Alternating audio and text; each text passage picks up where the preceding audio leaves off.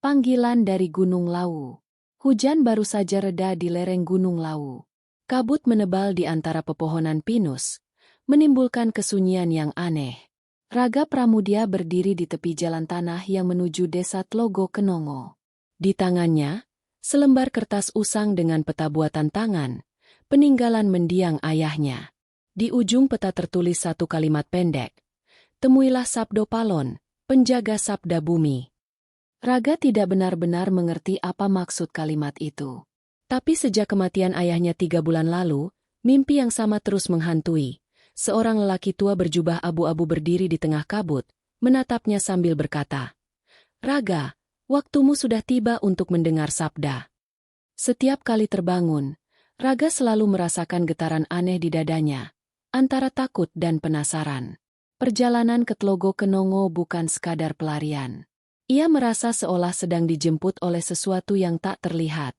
Di kota, hidupnya terasa kosong, kuliah terasa hampa, percakapan dengan Nara pun sering berubah jadi perdebatan tentang makna hidup.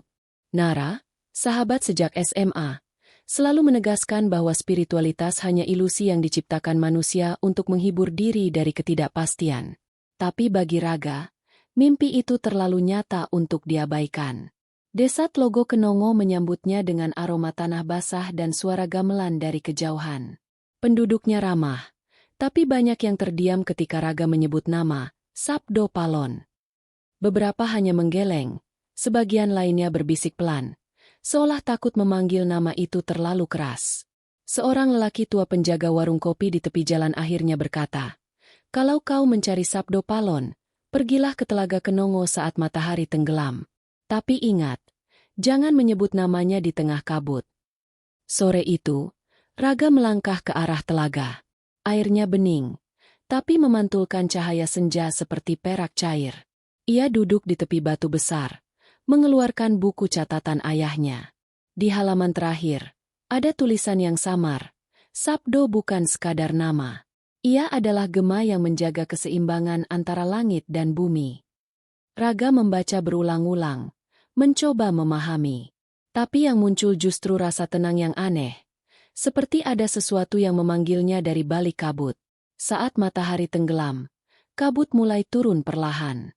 Dari arah tengah telaga, muncul bayangan seseorang berjalan di atas air. Langkahnya tenang, kain jubahnya melambai tertiup angin. Raga menahan napas. Sosok itu semakin dekat, hingga akhirnya berdiri di tepi telaga. Hanya beberapa langkah darinya. Wajahnya tua tapi memancarkan cahaya lembut. Sorot matanya tajam sekaligus damai. "Engkau datang sesuai waktumu, Raga Pramudia," katanya pelan, namun suaranya menggema di seluruh telaga. "Aku adalah Simbo dari Sabdo Palon. Sudah lama jagat menantimu." Raga ingin bertanya banyak hal, tapi lidahnya keluh. Hanya matanya yang menatap sosok itu penuh kebingungan. Simbo tersenyum. "Ayahmu telah menempuh jalan sabda. Kini giliranmu mendengar suara bumi. Jangan takut, karena perjalananmu bukan sekadar mencari aku, tapi mencari dirimu sendiri." Angin bertiup kencang, membuat kabut menari di antara pepohonan. Dalam sekejap, sosok itu menghilang, meninggalkan gema suara yang terus berputar di telinga Raga. Sabda hidup bukan untuk dihafal, melainkan dijalani. Raga berdiri, menatap langit yang mulai gelap. Di dadanya, ia merasakan sesuatu yang belum pernah ia rasakan sebelumnya. Sebuah panggilan yang tak bisa dijelaskan dengan logika. Ia tahu malam itu hanyalah awal dari perjalanan panjang menuju sesuatu yang lebih besar dari dirinya sendiri. Bayangan di Telaga Kenongo. Malam pertama di desa Tlogo Kenongo dilalui Raga dengan perasaan yang campur aduk. Di penginapan sederhana milik seorang ibu tua bernama Embok Rini, ia tak bisa memejamkan mata. Bayangan lelaki berjubah abu-abu yang menyebut dirinya Simbo dari Sabdo Palon terus berputar di pikirannya. Kata-kata, "perjalanan mencari dirimu sendiri," terasa bergema di dada. Menjelang tengah malam, suara gamelan samar terdengar dari arah telaga. Nada-nadanya lembut, tapi mengandung kesedihan yang dalam. Raga keluar dari kamar, menyusuri jalan berbatu menuju sumber suara. Udara dingin menggigit kulit. Kabut menebal. Saat sampai di tepi telaga, Airnya memantulkan cahaya bulan separuh yang menggantung di langit. Namun, suara gamelan tiba-tiba berhenti. Di permukaan air, Raga melihat pantulan dirinya, tetapi sesuatu terasa janggal. Pantulan itu tidak menirukan gerakannya. Saat Raga menunduk, bayangan di air justru mendongak. Dan ketika Raga berbisik memanggil, "Siapa kau?" Pantulan itu menjawab dengan suara yang sama, namun lebih dalam dan berat. "Aku adalah engkau yang lupa." Tubuh Raga bergetar. Air telaga beriak perlahan, membentuk pusaran kecil. Dari dalam pusaran itu, muncul cahaya kehijauan yang menyala seperti api kecil. Suara Simbo terdengar kembali, kali ini tanpa wujud, hanya gema yang datang dari segala arah. "Bayangan adalah penjaga rahasia yang engkau sembunyikan. Untuk mendengar sabda, kau harus berani melihat sisi yang engkau tolak." Raga menatap pusaran cahaya itu. Dalam pantulan air, ia melihat potongan-potongan masa lalunya, masa kecil bersama ayahnya, tawa mereka di beranda rumah, lalu adegan terakhir di rumah sakit, ketika ayahnya menggenggam tangan Raga dan berbisik, "Teruskan pencarianmu, anakku." Raga menahan air mata. Ia baru mengerti bahwa pesan ayahnya bukan sekadar tentang hidup, tapi tentang warisan spiritual yang belum ia pahami. Tiba-tiba cahaya di air meredup. Dari balik kabut, muncul Nara. Ia berdiri di tepi jalan, menatap Raga dengan wajah cemas.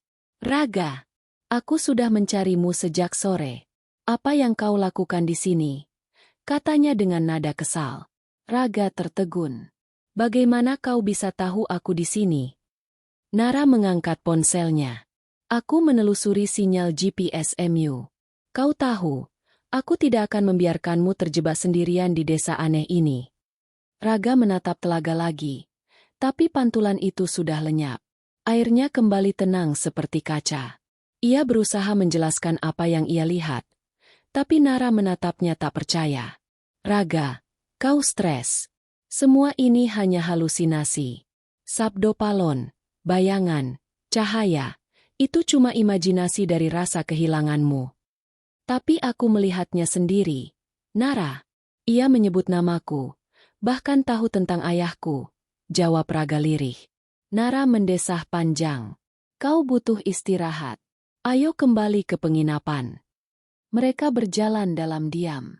Namun, sebelum meninggalkan telaga, Raga sempat menoleh sekali lagi. Di permukaan air, sesaat ia melihat dua bayangan, dirinya dan Simbo, berdiri berdampingan. Lalu semuanya lenyap. Keesokan harinya, Raga dan Nara kembali ke telaga pada siang hari. Di bawah cahaya matahari, tempat itu tampak biasa saja. Tak ada kabut, tak ada bayangan aneh, hanya air yang memantulkan langit biru dan burung-burung beterbangan di kejauhan. Namun, saat Raga menyentuh air, ia merasa ada sesuatu yang hangat berdenyut di bawah permukaannya, seperti kehidupan yang tersembunyi. Di tepi telaga, Embok Rini muncul membawa sesajen, bunga melati, kelapa muda, dan dupa kecil. Ia menatap Raga dengan mata tajam. "Anak muda, telaga ini bukan tempat biasa. Disinilah Sabdo Palon pernah bersumpah menjaga tanah ini. Kau datang bukan kebetulan." Raga terdiam. Apa maksud Embok? Sabdo Palon dan Simbo bukan legenda. Nak, mereka roh penjaga Sabda Nusantara. Hanya yang terpanggil oleh darah dan batin yang bisa mendengar mereka. Nara memutar bola matanya. Tapi Raga justru semakin yakin. Ia mulai mengerti bahwa pertemuannya semalam bukan halusinasi.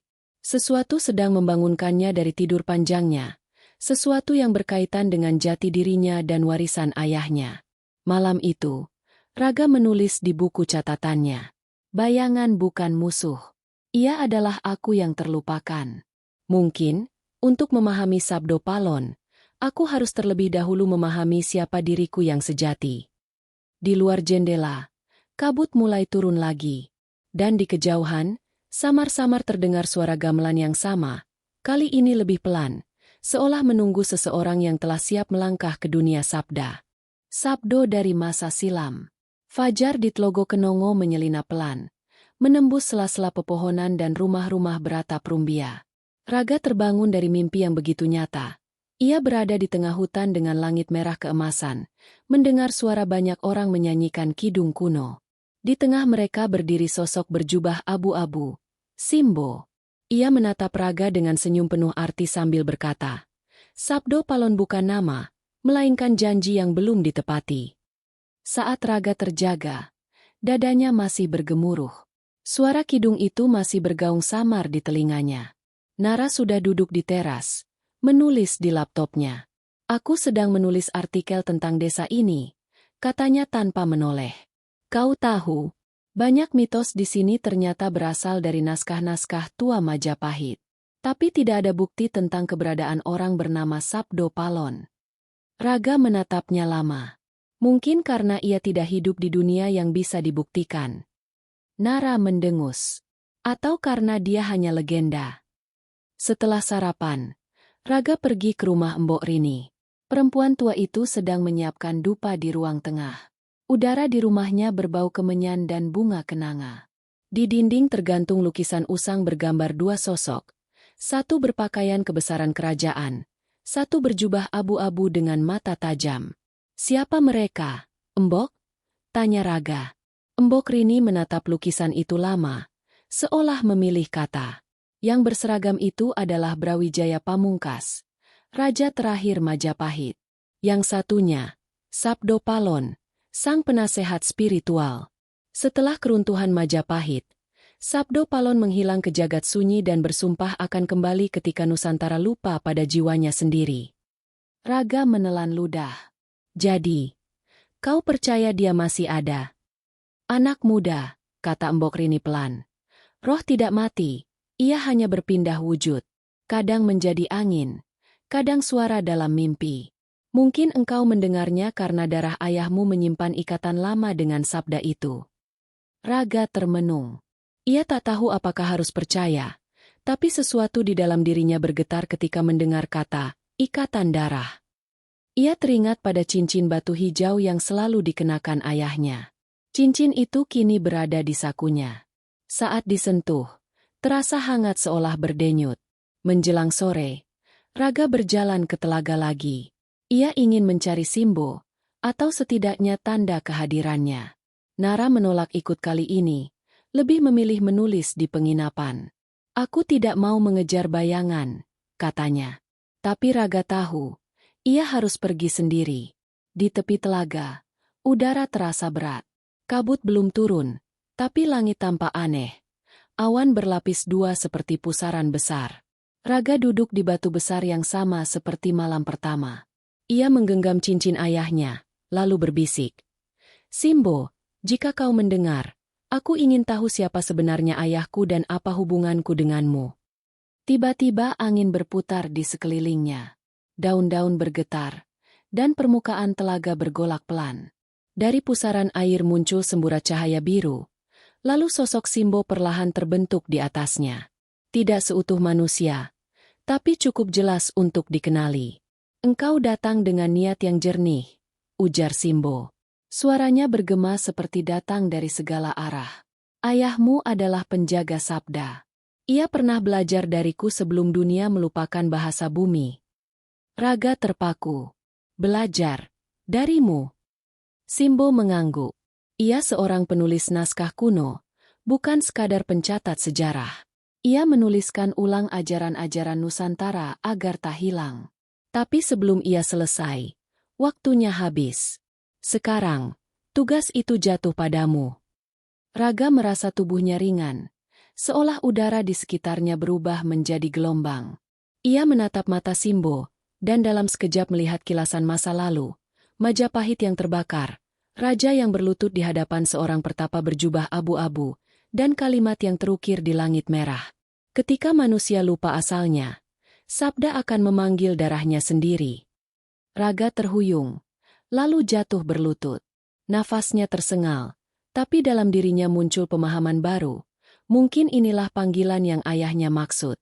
Ia bukan sekadar penulis, bukan pula pencari legenda, melainkan pewaris sabda yang harus menjaga keseimbangan antara akal dan jiwa di zaman yang semakin bising. Sebelum lenyap, Simbo berkata, "Kau akan menemukan naskah terakhir ayahmu di bawah akar tua di puncak Lawu.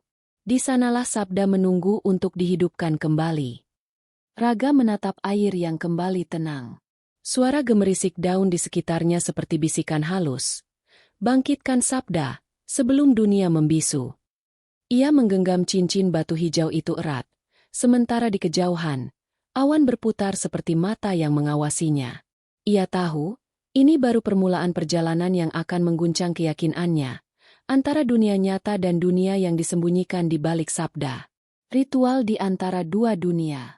Langit di atas lereng laut labu, seolah sedang menahan napas. Kabut tipis menari di antara pepohonan pinus yang menjulang.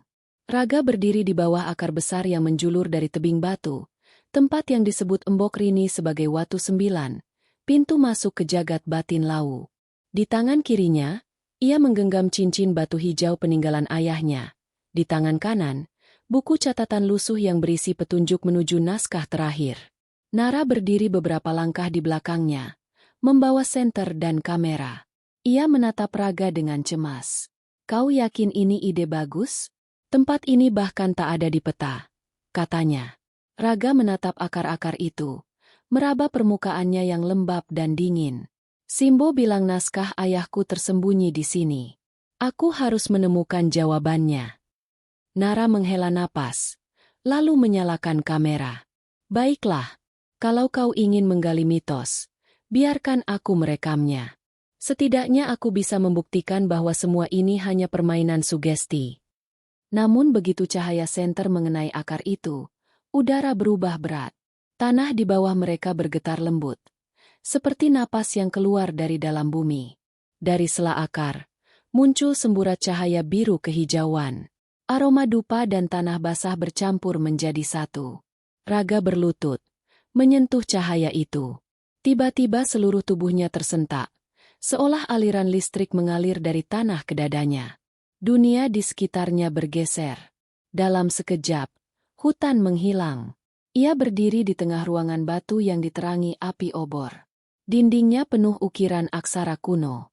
Di depan altar batu, sosok Simbo berdiri tegak. Selamat datang di batas dua dunia, Raga Pramudya, ucapnya. Tempat di mana sabda disimpan agar tidak terkontaminasi keserakahan manusia. Raga menatap sekeliling. Apakah ini nyata? Nyata tidak selalu berarti dapat disentuh, jawab Simbo. Yang penting adalah apa yang kau rasakan. Simbo mengangkat tangan, dan di udara muncul bayangan seorang lelaki muda menulis di atas daun lontar. Wajahnya sangat mirip ayah Raga.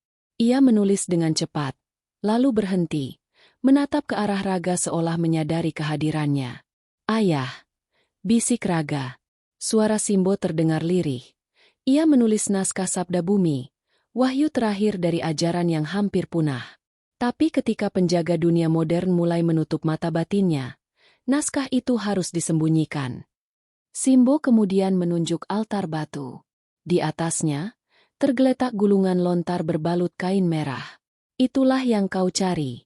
Tapi untuk membukanya, kau harus melewati ritual antara dua dunia, menggabungkan keberanian manusia dan ketulusan jiwa. Apa maksudmu? Buka sabda dengan hati yang bersih. Jika tidak, naskah itu akan membakar ingatanmu sendiri. Raga maju perlahan. Ia meletakkan cincin batu hijau di atas altar. Cahaya dari cincin itu menyala, menyatu dengan gulungan lontar. Seketika, angin berputar di sekelilingnya. Suara-suara dari masa lalu bergema. Nyanyian, doa, tangisan, semuanya berpadu menjadi satu harmoni purba. Nara, yang di dunia nyata masih memegang kamera, menjerit. Raga, apa yang terjadi? Kau menghilang. Tapi suaranya hanya bergema di ruang kosong. Raga sudah tidak ada di sana. Hanya sisa cahaya biru yang berputar di antara akar-akar besar. Di dunia antara, Raga membuka mata. Ia melihat Simbo memegang gulungan lontar, lalu menyerahkannya. Bacalah, tapi jangan dengan mata. Bacalah dengan jiwamu. Ketika Raga menyentuhnya, ia merasakan panas menyebar ke seluruh tubuh. Aksara-aksara kuno di permukaan lontar hidup dan berputar, masuk ke dalam pikirannya. Tiba-tiba, ia tahu bahwa sabda bukan sekadar teks, tapi kesadaran yang hidup. Ia mendengar suara ayahnya berkata, "Anakku, sabda ini adalah janji kita menjaga keseimbangan antara ilmu dan iman. Jangan biarkan dunia lupa asalnya." Raga menangis, bukan karena sedih, tapi karena akhirnya ia mengerti. Pencariannya bukan sekadar menemukan naskah, melainkan menemukan dirinya sebagai bagian dari sesuatu yang jauh lebih besar. Simbo menatapnya lembut. "Kini kau tahu arti namamu. Raga Pramudya. Raga adalah tubuh. Pramudya adalah kebijaksanaan. Engkau harus menggabungkan keduanya agar sabda hidup kembali." Saat cahaya mulai memudar, Simbo berbisik, "Kembalilah. Tapi ingat, dunia akan menguji kebenaran yang kau bawa." Dalam sekejap, Raga terlempar kembali ke hutan. Ia jatuh tersungkur di tanah. Nara berlari menghampiri. "Raga, aku pikir kau menghilang." Raga terengah, memegang dadanya yang masih bergetar. "Aku melihatnya. Nara, aku melihat sabda itu. Dan ayahku." Nara terdiam. Kamera di tangannya mati, baterainya habis, tapi layar terakhir menampilkan satu hal aneh. Kilatan cahaya berbentuk aksara kuno yang belum pernah ia lihat sebelumnya. Raga memandang ke langit. Di antara kabut yang kembali turun, ia mendengar suara Simbo sekali lagi. "Sabda telah dibangunkan. Sekarang, bisakah kau menjaga agar ia tidak kembali tertidur?" Rahasia di balik api dan air. Kabut pagi di Tlogo Kenongo belum sepenuhnya terangkat ketika Raga membuka matanya. Tubuhnya masih terasa berat, seperti baru melewati mimpi yang terlalu nyata. Di sampingnya, Nara duduk sambil memandangi kamera yang rusak total. Baterainya baru penuh, tapi tiba-tiba mati. Rekamannya hilang semua. Gumamnya dengan nada bingung. Raga mengusap wajahnya. Mungkin memang bukan untuk direkam. Nara menatapnya tajam. "Kau bilang kau bertemu Simbo lagi. Tapi bagaimana mungkin kau yakin itu nyata, bukan halusinasi?" Raga tersenyum tipis. "Karena aku membawa sesuatu darinya." Ia membuka genggaman tangannya. Di telapak itu terbaring sebutir batu kecil berwarna hijau kebiruan, berdenyut lembut seperti jantung yang berdetak. Sejak kejadian di bawah akar besar itu, Raga merasakan perubahan. Setiap kali ia menutup mata, ia bisa mendengar bisikan halus dari dalam batu itu. Potongan kalimat kuno, doa, atau kadang hanya gema angin yang membawa arti samar. Ia mulai menulis semuanya di buku catatannya. Namun semakin lama ia menulis, halaman-halaman buku itu seperti memiliki nyawa sendiri. Huruf-hurufnya menyala dalam kegelapan malam, menyusun pola yang tak ia pahami. Siang itu, Embok Rini datang membawa kabar. "Anak muda, malam ini diadakan selametan lawu di punden desa. Ritual ini sudah turun-temurun untuk menghormati penjaga gunung. Mungkin di sana kau akan menemukan jawaban tentang sabda yang kau bawa." Raga mengangguk. Nara sempat menolak ikut, tapi akhirnya luluh juga setelah Raga berkata, "Kalau kau ingin kebenaran, maka hadirilah sendiri." Menjelang malam, langit lawu berwarna jingga keemasan. Penduduk desa berkumpul di halaman punden yang diterangi obor. Di tengah lingkaran api unggun, sesaji diletakkan, nasi tumpeng, bunga 7 rupa, dan kendi air dari telaga. Seorang dukun sepuh berdiri, memimpin doa dalam bahasa Jawa kuno yang hanya dimengerti sebagian orang. Udara di sekitar mereka terasa berat, dan setiap kata yang keluar seolah bergema di dalam tanah. Saat doa mencapai puncaknya, angin bertiup kencang. Api unggun menyala lebih terang, menari-nari tinggi hingga membentuk pusaran. Kendi air di tengah sesaji bergetar, menumpahkan isinya. Api dan air bertemu di udara, dan dari percikan itu muncul cahaya hijau yang menembus langit. Raga menatap terpana. Di balik cahaya itu, samar-samar tampak sosok Simbo berdiri di antara dua unsur tersebut, api dan air. Sabda tidak hidup hanya di dalam kata, tapi dalam keseimbangan antara bertindak dan memahami. Suara Simbo bergema lembut namun tegas. Api adalah keberanian, air adalah kebijaksanaan. Jika salah satunya mendominasi, dunia akan timpang.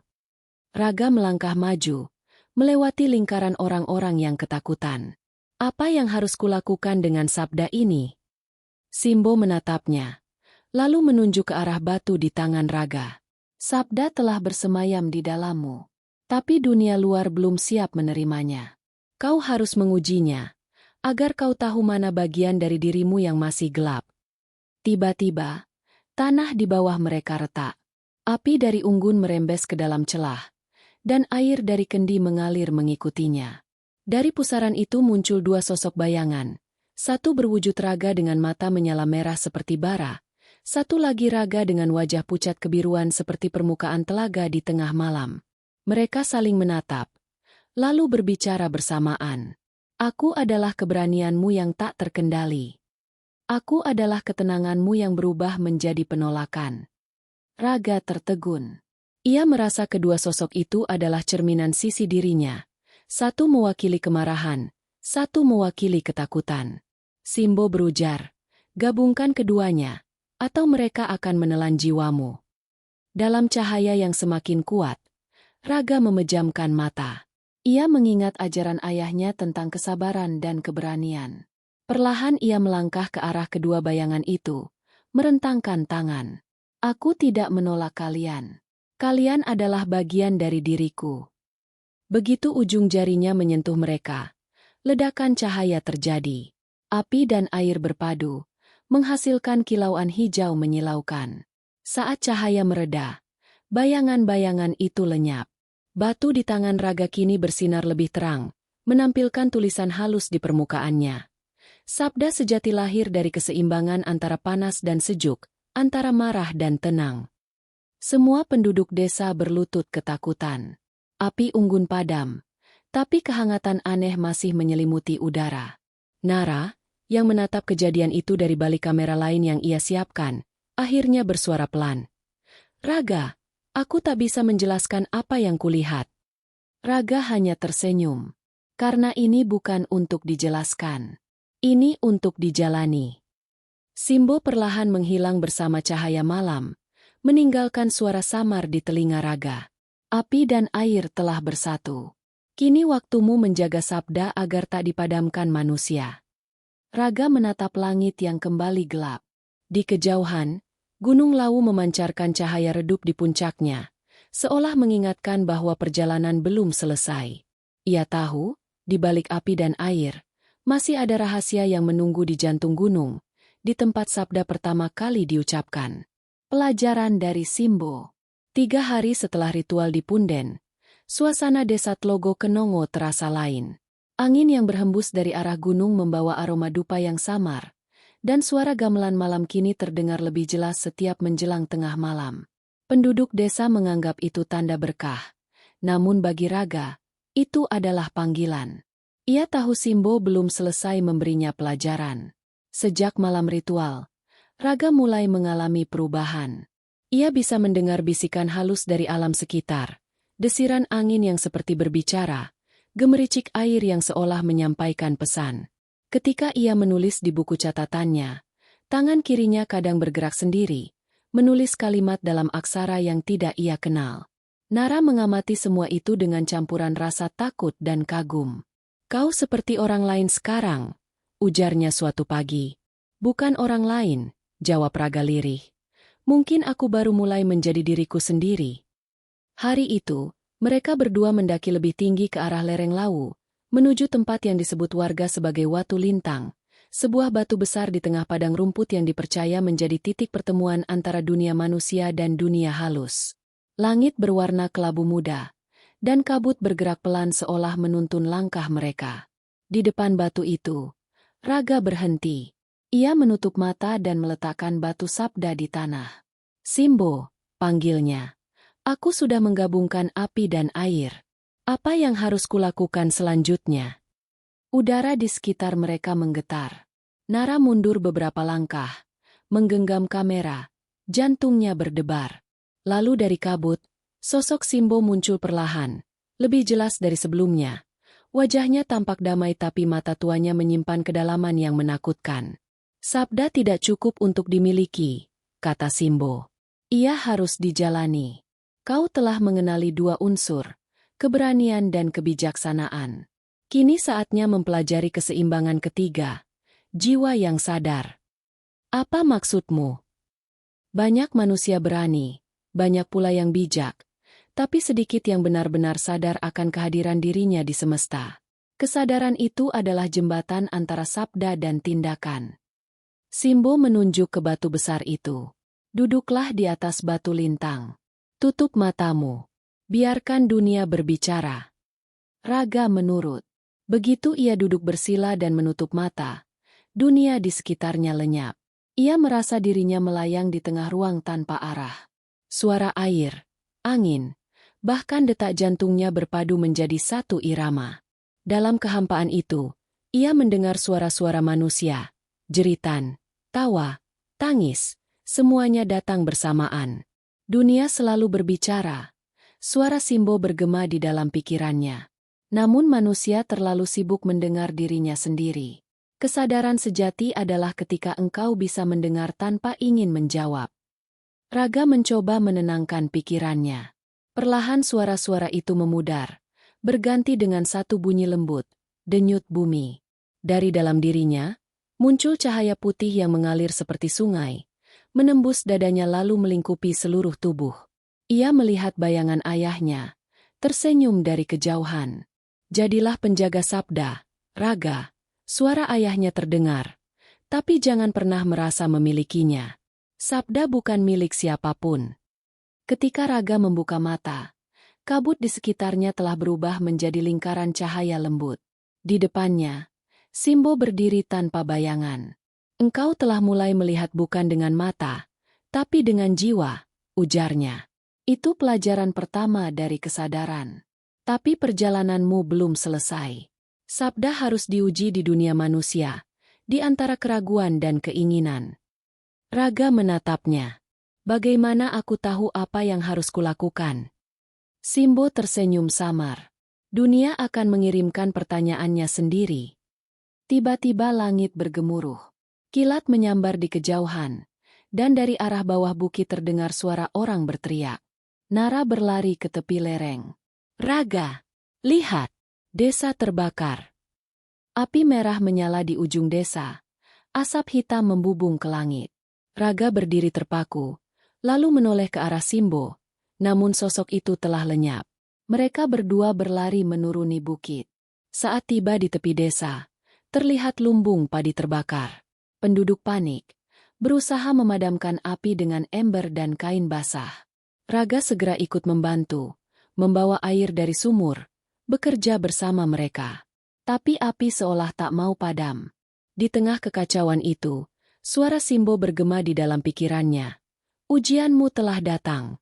Api ini bukan hanya dari kayu dan jerami, tapi dari amarah manusia. Raga menatap ke sekitar. Dua kelompok warga saling berteriak, saling menuduh. Api bukan hanya membakar lumbung, tapi juga hati mereka. Ia menutup mata, memusatkan pikiran. Batu sabda di sakunya berdenyut panas. Raga berdiri di depan api, mengangkat tangannya. Angin berhembus dari arah gunung, membawa kabut dingin yang perlahan menekan nyala api. Beberapa warga berteriak kaget. Dalam hitungan menit, api mereda hingga tinggal asap. Semua terdiam. Raga membuka mata. Napasnya berat. Padamkan kemarahanmu, bukan hanya apinya, katanya lirih. Nara menatapnya dengan wajah pucat. Raga, apa yang baru saja kau lakukan? Raga tidak menjawab. Ia hanya menatap ke langit yang mulai terang oleh sinar bulan. Dalam hatinya ia mendengar suara Simbo terakhir malam itu. Pelajaran kedua telah kau jalani. Kini, bersiaplah. Sabda yang hidup akan selalu dicoba oleh dunia yang menolak mendengarnya. Raga menatap desa yang perlahan tenang. Di dalam dirinya, sabda mulai bergetar, bukan lagi sebagai rahasia, tapi sebagai kekuatan yang menuntut tanggung jawab. Ia tahu, perjalanan berikutnya akan membawa ujian yang lebih berat, bukan dari alam, tapi dari manusia sendiri. Pertarungan dalam diri. Malam di Tlogo Kenongo kembali hening setelah kebakaran lumbung padi berhasil dipadamkan. Namun keheningan itu bukan ketenangan, melainkan ketegangan yang mengendap di udara. Warga masih berbisik-bisik tentang Raga, tentang bagaimana api bisa padam setelah ia berdiri di depan nyalanya. Sebagian menyebutnya penolong, sebagian lain berbisik takut, menganggapnya pawang dari dunia lain.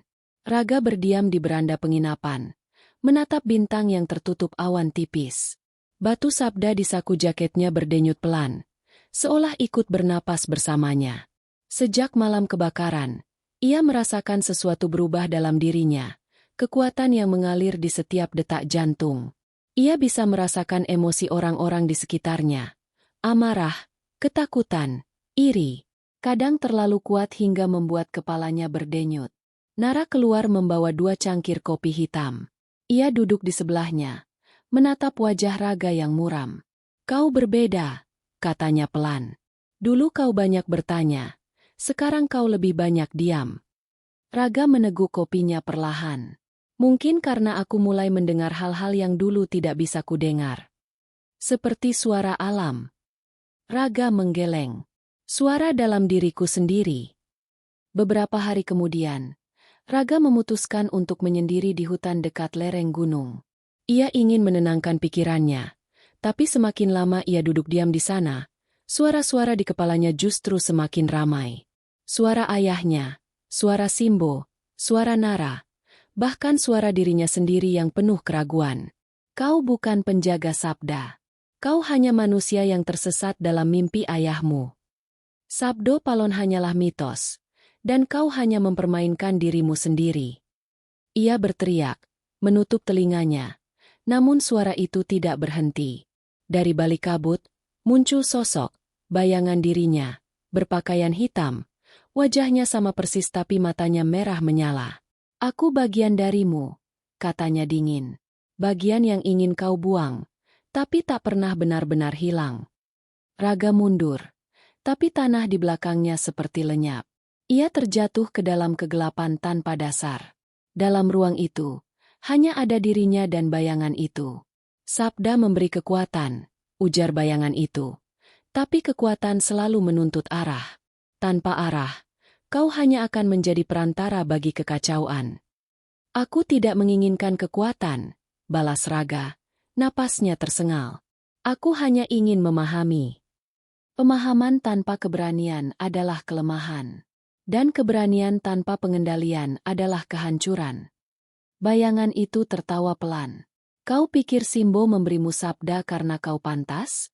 Tidak. Ia memberimu agar dunia bisa mengujimu. Karena bahkan sabda bisa menjadi kutukan bagi mereka yang tak siap." Tiba-tiba cahaya hijau muncul di tengah kegelapan. Dari dalam cahaya itu, sosok Simbo muncul. Suaranya bergema lembut namun tegas. "Raga, setiap penjaga sabda akan melalui laku perbani, pertempuran dengan diri sendiri. Kau tidak bisa mengalahkan bayanganmu, tapi kau bisa menenangkannya." Raga menatap Simbo. "Bagaimana caranya?" "Terimalah ia. Bayangan bukan musuh, melainkan pantulan dari bagian jiwamu yang belum berdamai." Raga menatap sosok hitam di depannya. Ia maju perlahan. Bayangan itu mengangkat tangan, dan seketika hawa panas mengelilingi mereka. Raga merasakan tubuhnya gemetar. Tapi ia terus melangkah. "Aku tidak membencimu," katanya lirih. "Kau adalah ketakutanku, kemarahanku, keangkuhanku. Tapi aku butuhmu agar bisa utuh." Begitu ia mengucapkan kalimat itu, cahaya di sekitarnya meledak. Suhu udara turun drastis.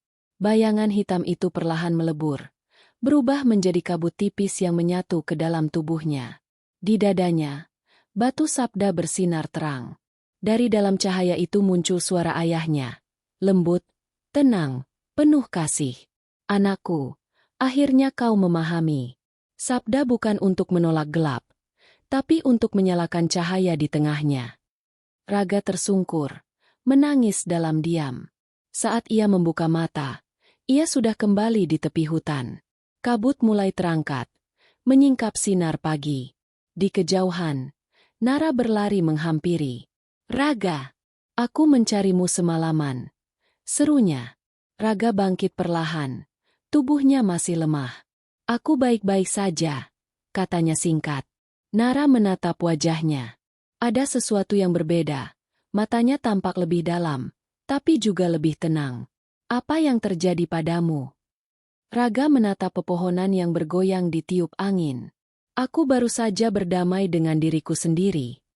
Mereka berjalan kembali ke desa dalam diam. Di jalan, Raga melihat burung elang melintas di langit. Untuk pertama kalinya, ia merasa benar-benar ringan. Namun di dasar hatinya, ia tahu ketenangan ini hanyalah jeda sebelum badai berikutnya. Simbo pernah berkata, setelah kau menaklukkan dirimu, dunia akan mulai menantangmu. Malam itu, angin bertiup kencang dari arah puncak Lawu. Batu sabda di kamar Raga bergetar dan memancarkan cahaya samar. Dalam sinar itu muncul bayangan peta yang menandai satu tempat. Pasanggrahan tua di puncak Arga Kencana. Suara Simbo terdengar samar di udara. Sabda terakhir menunggu di sana. Tapi kali ini, kau tidak akan berjalan sendirian. Raga menatap batu itu lama, lalu menutup matanya. Ia tahu perjalanan menuju puncak bukan sekadar pendakian fisik, tapi perjalanan menuju makna terdalam dari sabda itu sendiri. Makna yang mungkin bisa menyatukan masa lalu dan masa kini, dunia manusia dan dunia yang tersembunyi di balik kabut Lawu. Sumpah Nusantara yang terlupa. Langit di atas lereng Arga Kencana berwarna kelabu keperakan. Kabut tebal bergulung di antara pepohonan, menutup jalan setapak yang mereka lalui. Raga berjalan di depan, membawa tongkat kayu dan batu sabda yang tergantung di dadanya dengan tali hitam. Nara mengikuti di belakang, memanggul ransel berisi kamera, buku catatan, dan bekal sederhana. Mereka telah berjalan sejak fajar, menuju tempat yang ditunjuk oleh cahaya batu sabda. Pasanggrahan tua, peninggalan zaman Majapahit yang terlupakan di lereng tertinggi gunung. Apakah tempat ini benar-benar ada? Tanya Nara. Suaranya terengah karena menanjak. Raga menatap ke depan. Simbo tidak pernah memberi tanda yang sia-sia. Kalau sabda terakhir menunggu di sana, berarti kita memang harus menemuinya. Dan kalau ternyata tidak ada, berarti yang kita cari bukan tempatnya, tapi arti dari perjalanan ini sendiri. Kabut semakin tebal, membuat pandangan hanya sejauh beberapa langkah. Di tengah hening itu, Raga mendengar suara gamelan halus, samar seperti datang dari dalam bumi. Ia berhenti, menutup mata, dan suara itu semakin jelas. Dung dang, irama yang lambat dan berat, seperti langkah waktu yang tak berhenti. Setelah melewati batu besar yang ditumbuhi lumut, mereka tiba di sebuah dataran datar. Di sana berdiri reruntuhan bangunan batu, tiang-tiang patah, dinding berlumut, dan relief yang sebagian terkubur tanah. Di tengahnya, berdiri arca tanpa kepala, duduk bersila dengan tangan membentuk mudra sabda. Udara di sekitar tempat itu terasa dingin namun lembut, seperti mengandung sesuatu yang hidup. Pasanggrahan tua, bisik Raga. Ia berlutut, menyentuh tanah di depan arca. Batu sabda di dadanya bergetar, mengeluarkan cahaya biru kehijauan yang memancar ke arah patung. Dari dalam tanah terdengar suara berderak pelan. Lalu muncul sebuah lingkaran batu yang mulai berputar perlahan. Nara menyalakan kameranya, meski tangannya gemetar. Apa yang terjadi? Sabda terakhir sedang bangkit, jawab Raga. Kau akan melihat sesuatu yang bahkan sejarah tak berani mencatatnya. Cahaya dari batu sabda menyatu dengan lingkaran di tanah, membentuk pusaran cahaya yang perlahan berubah menjadi bayangan. Dari dalam pusaran itu muncul sosok berpakaian putih, berselendang merah, rambutnya panjang, dan wajahnya memancarkan ketenangan yang menembus waktu.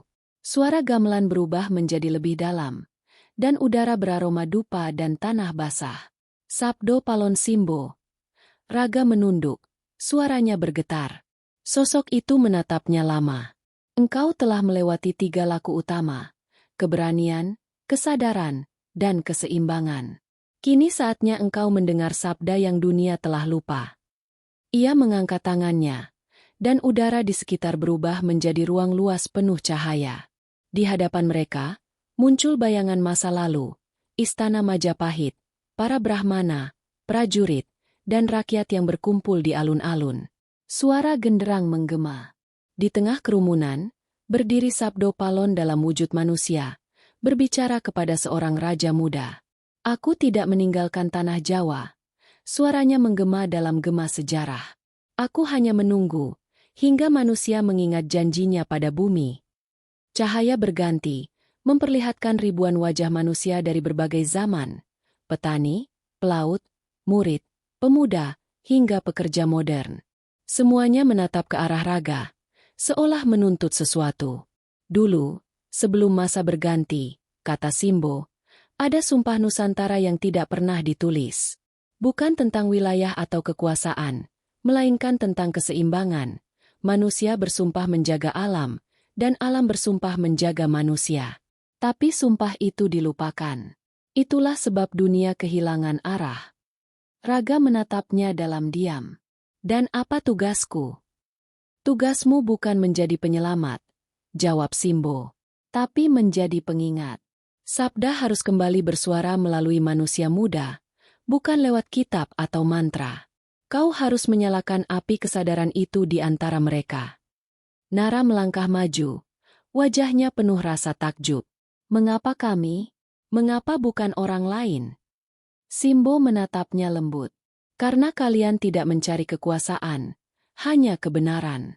Sabda memilih hati yang tulus, bukan tangan yang kuat. Angin bertiup, membuat kabut berputar seperti pusaran waktu. Simbo mendekat pada Raga. Namun ingatlah, setiap sabda yang hidup akan melahirkan bayangan penentang. Dunia tidak akan diam ketika kesadaran mulai tumbuh.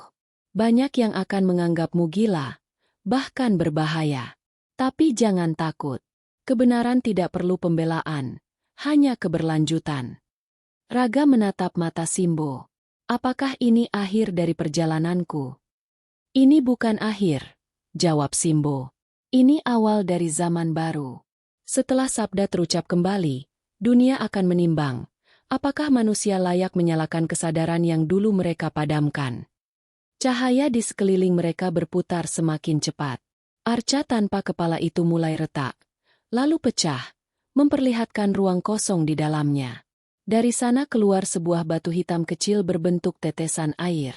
Simbo menunjuk ke arahnya. Itulah inti sabda, pusaka suara jagat. Simpanlah, tapi jangan sembunyikan. Ia hanya akan hidup jika disebarkan. Raga mengambil batu itu, dan seketika matanya memancarkan cahaya biru. Ia melihat kilasan dunia masa depan. Kota-kota penuh asap, laut yang murka, manusia yang berlari tanpa arah. Tapi di antara semua itu, ia juga melihat cahaya kecil. Anak-anak muda duduk di lingkaran, berbicara tentang makna hidup, menanam pohon, menulis doa di udara. Ia tersenyum. Saat cahaya itu meredup, Simbo mulai memudar. Ingat, Raga sabda bukan milik masa lalu. Ia adalah napas masa depan. Lalu semuanya lenyap. Raga tersadar, berdiri di tengah reruntuhan. Di tangannya, batu sabda dan pusaka kecil berkilau lembut. Nara menatapnya, masih menahan air mata. Apakah itu artinya, kau sudah menjadi pewaris sabda? Raga menggeleng. Bukan pewaris, hanya pengingat. Mereka memandang ke langit, di mana matahari mulai menembus kabut. Dan dari jauh, terdengar suara gamelan pelan, entah dari angin, entah dari masa lalu. Sabda yang menyala. Beberapa minggu setelah perjalanan ke puncak Arga Kencana, Raga dan Nara kembali ke kota. Dunia modern menyambut mereka dengan hiruk-pikuk yang kontras. Suara klakson, gedung kaca menjulang, dan manusia-manusia yang berjalan cepat tanpa saling menatap. Semua terlihat biasa, namun di mata Raga, semuanya telah berubah. Ia memandang jalanan itu seperti menatap sungai besar yang mengalir tanpa arah. Di sakunya, pusaka suara jagat berdenyut pelan, seolah hidup, menunggu waktunya berbicara. Raga kembali ke rumah kecil di pinggiran kota. Ia mulai menulis, bukan buku sejarah, bukan kisah spiritual, tapi catatan tentang perjalanan batin yang dapat dipahami siapapun. Setiap malam ia menyalakan lilin dan menulis dengan tangan. Tulisan itu mengalir seperti sabda yang menuntun dirinya sendiri. Kadang kata-kata muncul begitu saja. Kesadaran bukanlah ilmu, melainkan keberanian untuk berhenti berlari. Sementara itu, Nara mengunggah dokumentasi perjalanan mereka ke dunia maya.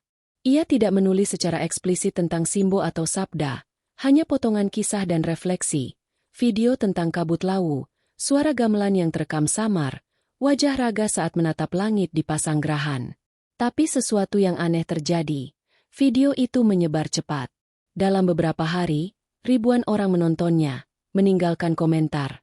Aku merasa damai menontonnya. Atau, entah kenapa, video ini seperti memanggil sesuatu dalam diriku. Ketenangan itu berubah menjadi gelombang. Orang-orang mulai berdiskusi, membuat pertemuan kecil, berbagi cerita tentang pencarian makna hidup. Di berbagai kota, komunitas anak muda muncul dengan satu tema yang sama, gerakan suara jagat. Mereka tidak menyebut nama Raga, tidak pula menyebut Simbo. Mereka hanya menyebut diri sebagai penjaga sabda kecil, orang-orang yang ingin mendengarkan dunia lagi. Namun tidak semua pihak menyambutnya dengan tangan terbuka. Media mulai menyorot Raga.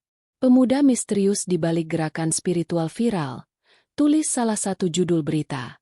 Sebagian menganggapnya pencerah zaman baru, sebagian lain menyebutnya pengacau, bahkan pemimpin sekte tersembunyi. Tekanan datang dari berbagai arah. Wartawan menunggu di depan rumah, dan pesan ancaman mulai masuk ke teleponnya. Suatu malam, Raga duduk di tepi sungai kota, mencoba menenangkan diri. Di sisi lain, lampu jembatan memantul di permukaan air seperti bintang yang jatuh ke bumi. Nara datang, duduk di sebelahnya.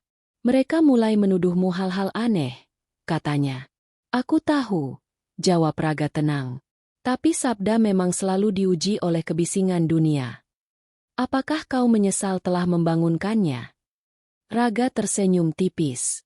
Tidak, tapi aku khawatir manusia belum siap mendengarnya. Angin malam berhembus lembut, membawa aroma logam dan debu kota. Tiba-tiba, pusaka di sakunya bergetar kuat. Ia mengambilnya, dan dari batu kecil itu muncul cahaya biru pucat. Di permukaan air, cahaya itu membentuk bayangan wajah Simbo. Raga, suara itu bergema. Sabda telah berdenyut di hati manusia. Tapi ingat, setiap api yang menyala akan menarik bayangan yang ingin memadamkannya. Apa yang harus kulakukan? Biarkan sabda menyala melalui tindakan, bukan ajaran. Jangan biarkan manusia memujamu. Jadilah jembatan, bukan pusat. Bayangan itu memudar, meninggalkan lingkaran cahaya di air yang perlahan lenyap. Raga menatap Nara. Kita harus pergi, katanya. Ke tempat di mana sabda bisa hidup tanpa gangguan. Di kota ini, terlalu banyak suara yang ingin berbicara tanpa mendengar. Mereka memutuskan meninggalkan hiruk-pikuk dan mendirikan tempat sederhana di tepi hutan, tak jauh dari kaki gunung. Bangunan kayu kecil berdiri di sana, tanpa papan nama, hanya suara air dan burung yang menyapa. Tapi kabar tentang tempat itu menyebar dengan cara yang tak bisa dijelaskan. Anak muda datang dari berbagai daerah, beberapa dengan keresahan, beberapa hanya ingin diam. Raga tidak memberi ceramah, hanya mengajak mereka mendengarkan angin, duduk bersama dalam keheningan, atau menulis doa dalam bentuk lagu.